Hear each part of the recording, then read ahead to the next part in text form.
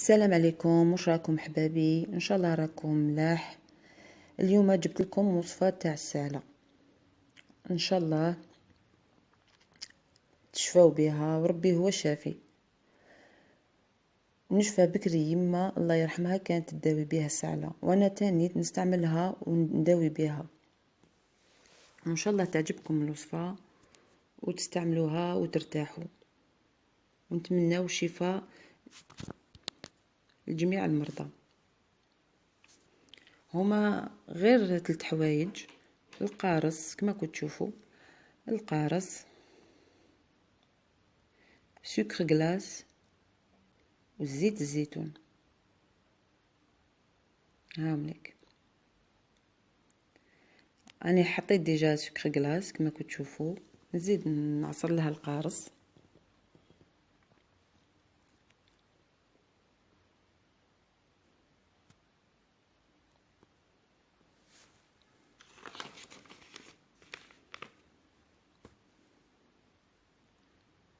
وزيت الزيتون، ونحركها مليح مليح حتى ترجع لي اون كريم. ما تنساوش ديروا لايك وابونيو وديروا البارطاج باش يستفادوا الناس واحد اخرين، وهذا فضل منكم.